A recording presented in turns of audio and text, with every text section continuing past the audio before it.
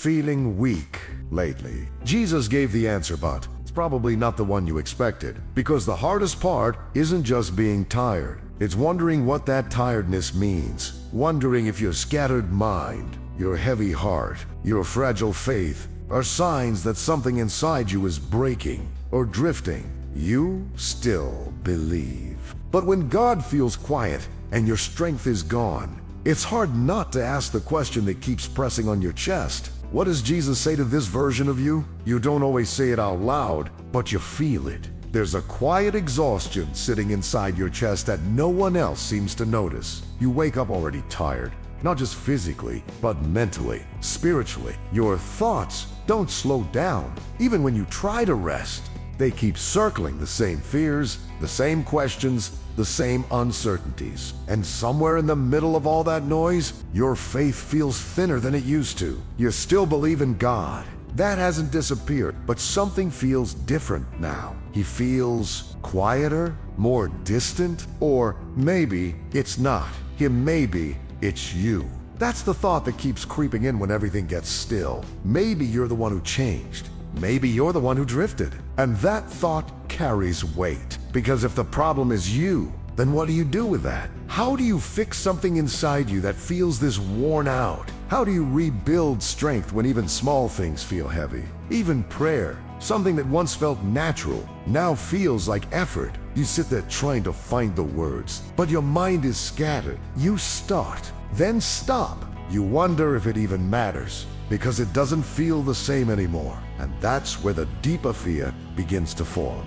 What if this weakness means something is wrong with your faith? What if the fact that you feel this tired, this distracted, this emotionally drained is actually a sign that you're not as close to God as you should be? You don't want that to be true, but you don't know how to prove that it isn't. So you try in your own way. You tell yourself to be stronger, to think better thoughts, to have more discipline, to trust more, worry less. You remind yourself of what you know is true. But there's a gap between what you know and what you feel in.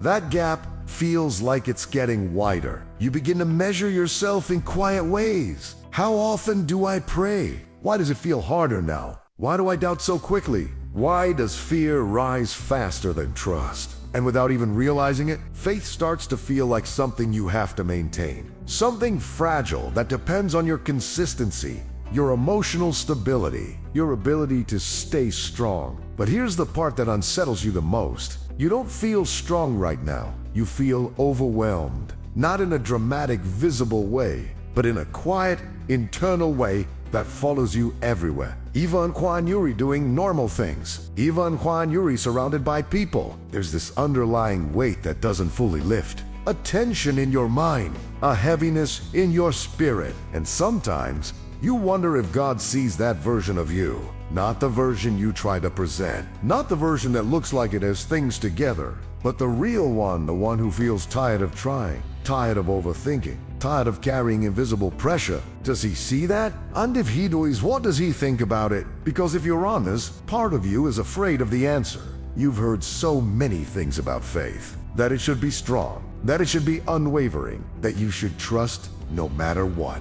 And you agree with all of it. You want that kind of faith, but wanting it and feeling it are not the same thing. Right now, your faith feels fragile, still there, but strained, still present, but tired. And in that space, a quiet question begins to form, one that you might not even say directly, but you feel it. What does Jesus actually say about this version of me? Not the strong version, not the confident version, but this version, the one who feels worn down, mentally cluttered, emotionally drained, and spiritually inconsistent. Does he expect you to fix yourself first? Does he wait for you to become stronger before drawing close? Or is there something about this moment, this exact state you're in, that you don't fully understand yet? Because if you're being honest, it feels like weakness creates distance. It feels like when you're struggling the most, that's when you're farthest from God. Like you need to climb your way back somehow. Like there's a version of you that God is more pleased with and you're trying to get back to that version.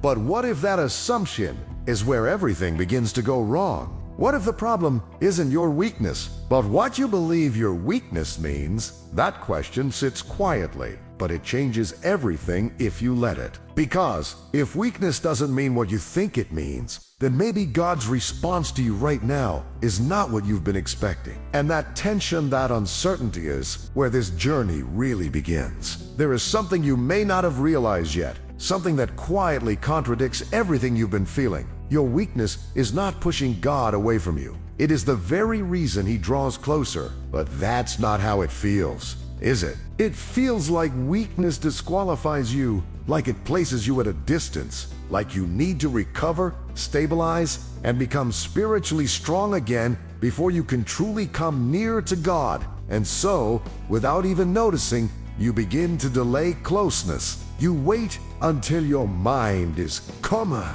You wait until your emotions settle. You wait until your faith feels more real again. But what if that waiting is based on something that was never true to begin with? What if you've been assuming that God responds to you the way people often do? Because people tend to be drawn to strength, to clarity, to confidence. When someone is overwhelmed, uncertain, or struggling internally, the response is often discomfort, distance, or subtle pressure to get it together and overachieve me without meaning to. You can project that same expectation onto God. You start to believe that He must feel the same way, that He prefers the version of you that has it together, that He is more present when you are more stable, that He listens more when you are more focused. But that assumption quietly reshapes your entire relationship with Him, because now, instead of running to Him in weakness, you begin to hide in it. Not intentionally, not consciously, but subtly. You hold back the parts of you that feel messy, the thoughts that don't make sense, the emotions that feel inconsistent with what you believe. You try to clean yourself up internally before approaching Him,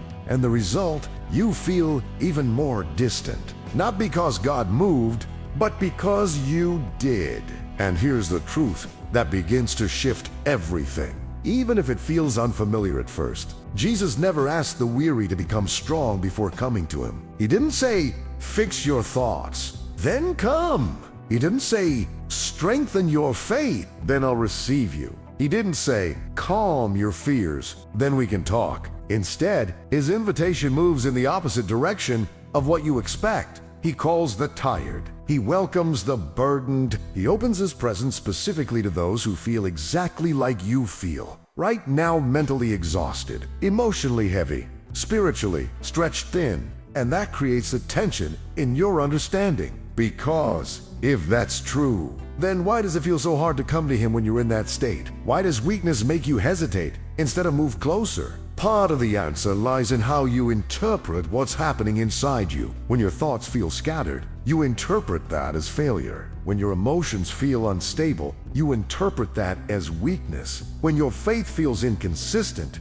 you interpret that as distance. But what if those interpretations are incomplete? What if what you're experiencing is not a sign that you are drifting away, but a sign that you are reaching the end of your own strength? And what if that moment to moment where you feel like you can't carry it the same way anymore is not where faith breaks, but where real faith begins? Because as long as you feel strong enough to manage everything internally, it's easy to rely on yourself without even realizing it. You manage your thoughts. You control your emotions. You stabilize your perspective. And in that space, dependence on God can quietly become secondary. But when that internal strength starts to fade, when your thoughts don't cooperate, when your emotions don't align, when your mental clarity feels out of reach, something deeper is being exposed. Not your failure, your need. And that need is not something God is disappointed in. It's something He responds to. But here's the part that still feels unresolved. If Jesus invites you in weakness, why does it still feel so unnatural to approach Him like this? Why does it feel like you're doing it wrong when your prayer isn't polished? Why does it feel like you should have more control over your mind before coming to Him? That tension is still there, and it matters. Because understanding that Jesus invites you is one thing, but actually coming to Him in the middle of your mess without trying to fix it first is something else entirely. And that's where the next shift needs to happen. Because if weakness is truly an invitation, then maybe the way you've been trying to connect with God needs to change too. There's a quiet shift that needs to happen next. And it might feel uncomfortable at first, because it goes against everything you've learned about doing things. Right, it's this. Prayer was never meant to be something you perform well. It was meant to be something you entered honestly. But somewhere along the way, that changed for you. You didn't decide it consciously. It just happened. You started to feel like prayer needed structure, clarity, the right words, the right mindset. You began to measure it in subtle ways, how focused you were, how sincere you sounded, how consistent you felt. And without realizing it, prayer slowly turned into something you evaluate instead of something you experience. And when your mind is tired, when your thoughts are scattered, when your emotions don't line up neatly, that version of prayer feels almost impossible. So you hesitate. You sit there, knowing you should pray, wanting to pray, but feeling like you don't know how to begin. Or worse, you begin, but it feels empty. The words don't carry weight. Your attention drifts. You stop halfway through and wonder if it even mattered. And that's where the quiet discouragement settles in. Maybe I'm not doing this right. Maybe this is why I feel distant. Maybe this is why nothing seems to change. But what if the problem isn't your inconsistency? What if it's your expectation? Because the truth is, God was never waiting for you to say the right thing. He was never measuring your prayer by how organized your thoughts were. He was never evaluating you based on how focused you stayed from beginning to end. Those are standards you learned somewhere else and brought into a place they were never meant to exist. Think about it honestly. When you're at your weakest, do you really have the ability to form perfect words? When your mind is overwhelmed, do you really have the clarity to present something structured and complete? Of course not. And yet, that's exactly when you feel the most pressure to get it right. That tension reveals something important.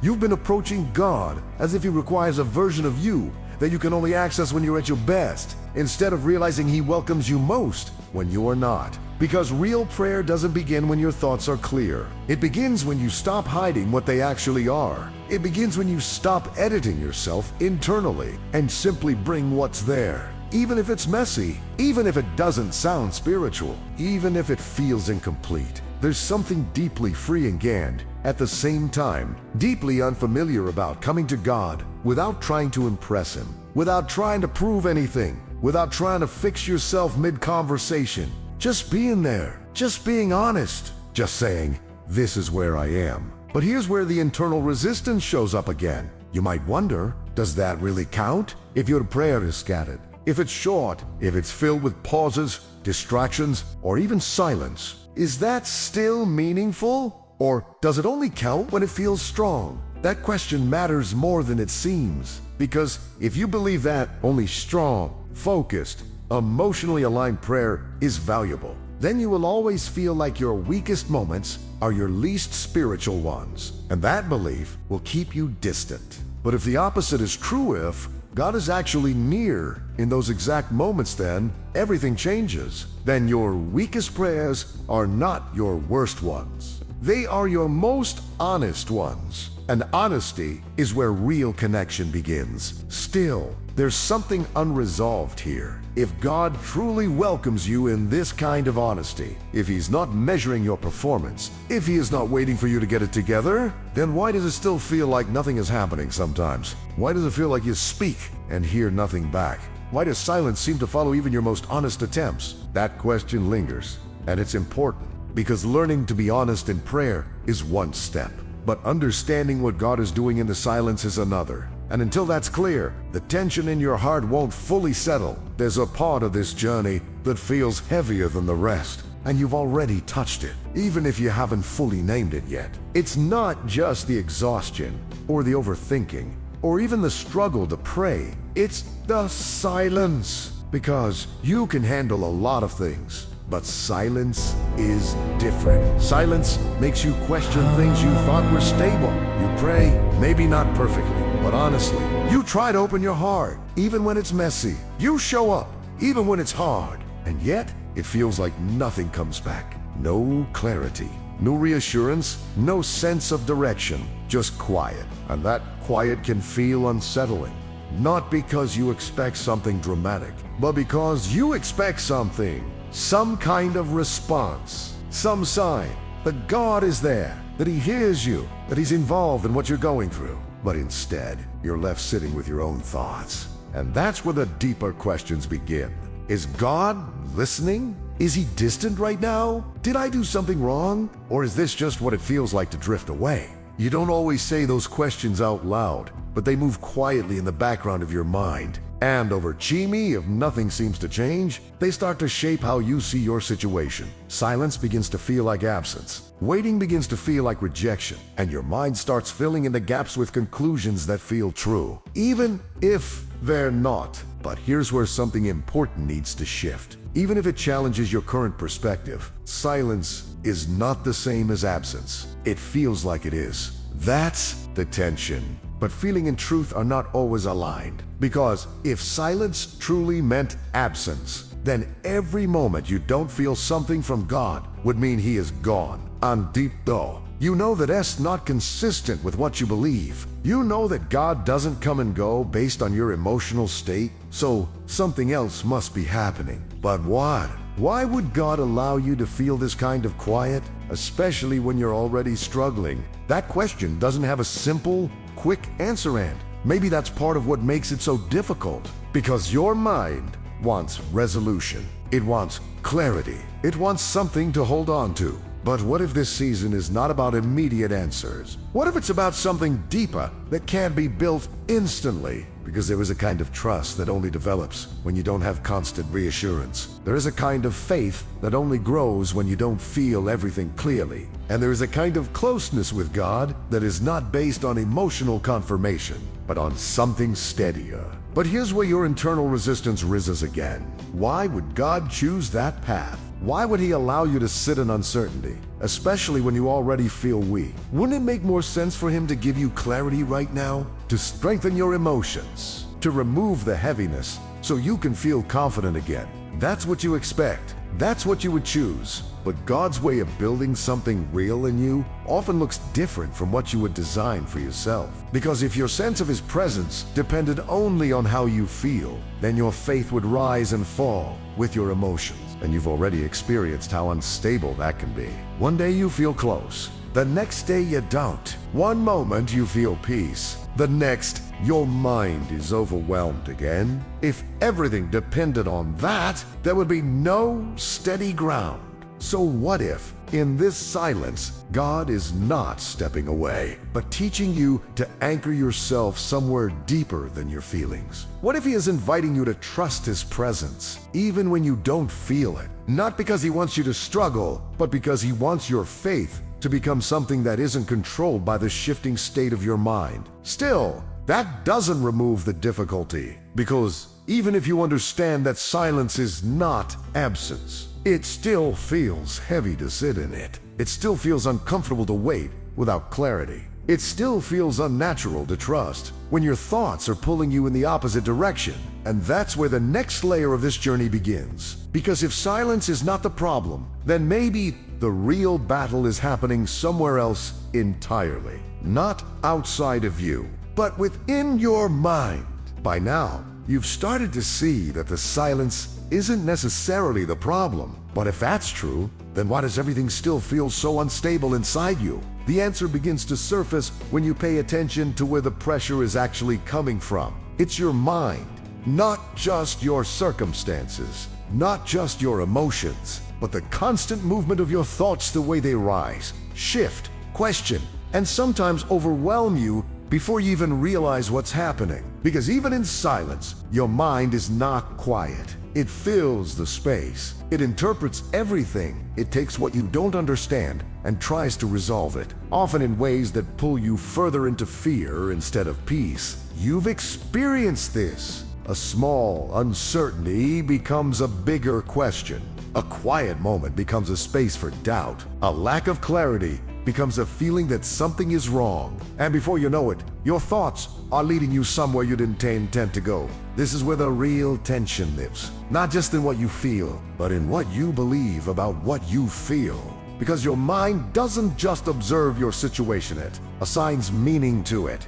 When your thoughts are shaped more by fear than by truth, that meaning becomes distorted. Silence becomes abandonment. Waiting becomes delay. Weakness becomes failure. But none of those conclusions are necessarily true. They just feel true. And that's what makes this so difficult. Because you don't struggle with what you know intellectually. You struggle with what feels real in the moment. Even if you believe in God, even if you trust Him in a general sense, your thoughts can still pull you in the opposite direction when pressure builds. So the question becomes, how do you deal with that? How do you live with a mind that doesn't always cooperate? How do you stay grounded when your thoughts seem to move faster than your ability to control them? Because trying harder to think better doesn't always work. You've probably tried that already. You tell yourself to stop You try to replace negative thoughts with positive ones. You remind yourself of truth. And sometimes it helps. But other times, it feels like you're just managing the surface, while something deeper remains unsettled. That's because this isn't just about controlling your thoughts. It's about recognizing that not every thought deserves your agreement. That might sound simple, but it changes everything when you begin to understand it. Because right now, many of your thoughts feel automatic. They appear, and you assume they reflect reality. But what if some of the loudest thoughts in your mind are also the least reliable? What if the thoughts telling you that you're distant, that your faith is weak, that something is wrong, are not truth, but reaction? What if they are the natural response of a tired mind trying to make sense of something it doesn't fully understand? That doesn't mean your thoughts are meaningless, but it does mean they are not always trustworthy. And if you treat every thought as truth, you will constantly feel unstable because your thoughts change. They rise and fall with your energy, your emotions, your circumstances. But truth does not. And this is where a quiet but powerful shift begins. Instead of trying to eliminate every anxious thought, what if you learn to step back from them, to notice them without immediately agreeing with them? To recognize, this is what I'm thinking, but it doesn't mean it's true. That space, that small distance between you and your thoughts is where peace begins to grow. Not because your mind becomes instantly quiet, but because your thoughts no longer control your direction. But here's where the tension continues. If your thoughts are not always reliable, then what do you anchor yourself to? If your feelings shift, if your mind overreacts, if silence leaves room for uncertainty, where do you find something stable enough to hold on to? That question leads to something deeper than just managing your mind. Because this isn't only about what you think, it's about what you trust. At this point, something inside you is starting to shift. Even if it's subtle, you're beginning to see that the problem isn't just your weakness, or your thoughts, or even the silence. It's the way you've been defining strength all along. Because for a long time, strength has meant being stable, having control over your emotions, keeping your thoughts in order, maintaining consistent faith without too many internal swings. And when you can do those things, you feel grounded. You feel like you're doing well spiritually. But when those things start to slip, when your mind feels scattered, your emotions feel heavy, your faith feels less steady, you begin to feel like you're losing something important, like you're going backward. But what if that definition of strength is incomplete? What if real spiritual growth was never about becoming someone who can hold everything together on their own? Because if that were the goal, then the strongest people would be the ones who rely on God the least. And deep, doll, you know that doesn't make sense. So something has to be redefined here. Because what you've been experiencing, the exhaustion, the overthinking, the emotional weight, is not just random difficulty. It's exposing something that was always there, but easier to ignore when you felt more in control. Your limits. And limits are not something you're meant to overcome completely. They're something you're meant to recognize. Because your relationship with God was never built on your ability to sustain yourself. It was built on your willingness to depend on Him. But dependence doesn't feel natural.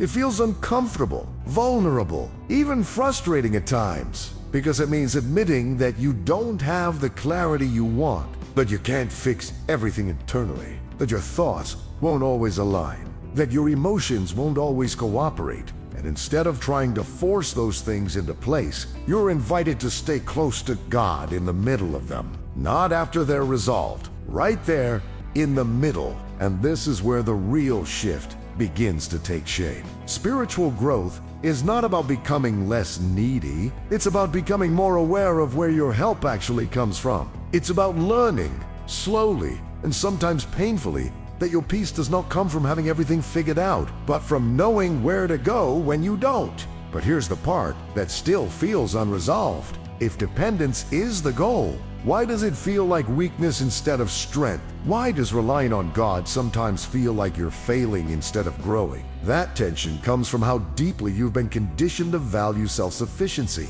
to handle things on your own, to figure things out, to stay mentally strong, emotionally stable, spiritually consistent. And when you can't do those things, it feels like something is wrong. But in God's perspective, that moment where you realize you can't carry it the same way anymore is not where you fall behind. It's where you finally begin to walk differently. Because now, instead of trying to sustain everything internally, you start to shift your focus outward, not to your circumstances, not to your thoughts, but to God Himself. Not as an idea, not as something distant, but as someone present, even in the silence, even in the confusion, even in the moments where your mind feels unstable. And this kind of dependence doesn't always feel powerful. It often feels quiet. It looks like small decisions, choosing to pause instead of spiraling, choosing to bring your thoughts to God instead of trying to resolve them alone, choosing to stay even when you don't feel anything. It's not dramatic, but it's real. And Ovachimi, something begins to change. Not instantly, not all at once, but gradually. Your need stops feeling like something to hide and starts becoming the place where connection happens. Your weakness stops feeling like a barrier and starts becoming the reason you stay close. And that's when you begin to understand something that wasn't clear before. God was never waiting for you to become strong enough to handle life on your own. He was always inviting you to walk through it with Him. Still, there's one final question that needs to be answered clearly. If all of this is true, if weakness is not rejection, if silence is not absence, if your thoughts are not always truth, and if dependence is actually the path forward, then what does it actually look like to live this out? Not just understand it, but carry it into your everyday life? That's where everything finally comes together. Now everything begins to settle into place, not because your circumstances suddenly change, not because your mind becomes perfectly quiet, but because something deeper becomes clear. The question that followed you from the beginning finally finds its answer. What does Jesus say to you in your weakness? He doesn't say, try harder. He doesn't say, come back when you're stronger. He doesn't say, fix your thoughts, stabilize your emotions, and then I'll meet you. He says something much simpler and much more powerful. Come to me, not later, not when you feel better, now, as you are. And that changes everything, because it means that the version of you've been questioning, the tired one, the overwhelmed one, the one with the noisy mind and the inconsistent feelings, that is the exact version of you He is inviting, not tolerating, not reluctantly accepting, inviting. And when that truth begins to settle into your heart, something shifts. You stop trying to climb your way back to God, and you begin to realize you were never as far as you thought. You stop measuring your faith by how strong you feel, and you start recognizing it in something quieter. Your willingness to keep turning toward Him, even when it's hard. You stop interpreting silence as distance, and you begin to trust that He is present, even when your emotions don't confirm it. And slowly, your inner world starts to change. Not all at once, not perfectly, but steadily. The pressure begins to lift. That constant feeling that you need to fix yourself before being okay with God starts to fade. You begin to breathe a little easier, not because everything is resolved, but because you're no longer carrying it alone. And this is what real peace starts to look like. Not the absence of struggle, but the absence of isolation within the struggle. You still have moments where your thoughts feel loud. You still have days where your emotions feel heavy. You'll still experience uncertainty, waiting, and questions that don't have immediate answers. But those things no longer define your relationship with God. Because now, instead of running from your weakness, you bring it with you. You don't wait until your mind is clear to pray. You come as you are. You don't wait until your emotions settle to trust you. Choose to stay, even in the tension. You don't wait until everything makes sense. You'll anchor yourself in what you already know is true. And that creates a different kind of strength. Not loud, not visible to everyone else, but real. Steady, quietly unshaken, because your strength is no longer coming from your ability to hold everything together. It's coming from where you place your trust. When you can't end over Chimi, you begin to notice something you didn't expect. You're still you, still human, still limited, still learning. But you're no longer carrying the same weight, because now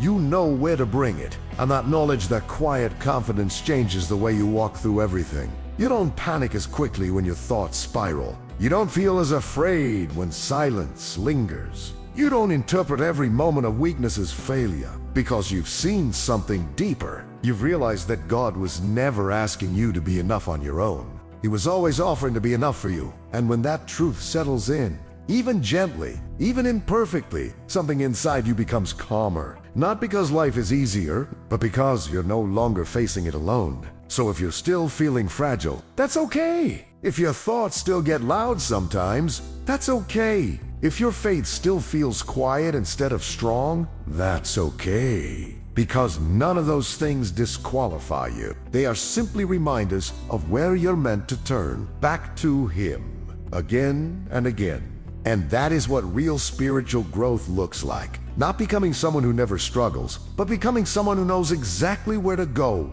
when they do. If this spoke to something you've been carrying, you can take a moment to reflect on it, even quietly. And if you want to continue growing in this kind of understanding, you're welcome to stay connected, to keep exploring, to keep seeking. Because this journey, this quiet, steady walk with God in the middle of real life, is not something you have to figure out all at once. It unfolds step by step. And even now, right where you are not walking it alone.